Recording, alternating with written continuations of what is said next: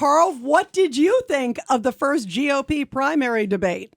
There are some people who did what they needed to do that night. Ron DeSantis, I thought, had a good opening. He had a good closing. He did a good job of focusing on his ability to get things done, represented by his record in Florida. So this was important for him to have a good night, and he had a good night. Mike Pence was the surprise of the evening. First of all, he was number one. He had 12 minutes out of the debate, more than anybody else on the stage. And he was rather defiantly the Reagan conservative, and went out of his way to accept, what he did. He explained what he did on January 6th and accept arrows from the audience if they didn't like it. But he was defiant, and I thought that was good for him. Nikki Haley had a good night. Strength, strong, some good lines. She engaged with Vivek Ramaswamy, who I think had, on points, had a good evening, and on substance had a bad evening.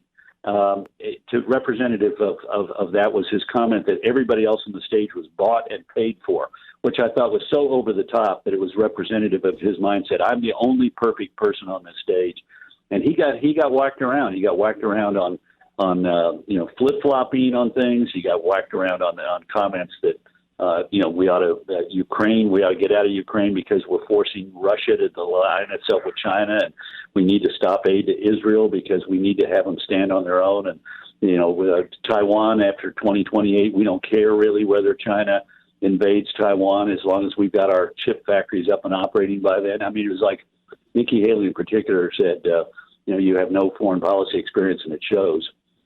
And he was robotic, I thought.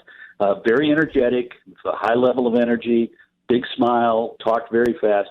But I think Chris Christie got off one of the better lines of the night, that he sounded like Chat GPT, Christie had a mixed night. He was very good, surprisingly. I'm talking about his record in New Jersey. I suspect a lot of people learned something new about what he'd done as governor. He also prosecuted the case against Vivek, but he was really hoping that Trump would show up. That would be the fireworks of the night, and obviously the former president didn't show. Asa Hutchinson, Doug Burgum, both effective governors of smaller states. Nobody really knew them before that night, and I think they did a good job of presenting themselves. We'll see if they can meet the criteria for the second debate, but. And Tim Scott, aspirational. He didn't speak as much as the others, but he had a nice aspirational, uplifting, positive message and some flashes of humor that were a welcome addition. But look, this was not a debate. It was not without Trump there. It was unlikely to be a debate that had a determinative effect on the outcome of the election. But several of the people took advantage of the night to build themselves into a better place. Than they were before the debate began. Did you get a chance to see any portion of the Trump with Tucker Carlson? I did. There's a lot of BS around. There was 150 million people watching. But, Elon Musk, when you own the company and you don't know what the real number is. What do you think? We don't.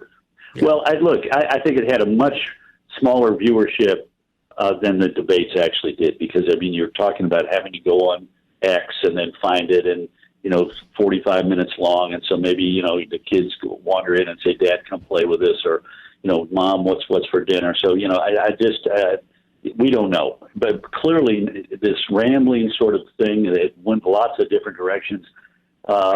It was Donald Trump's favorite hits.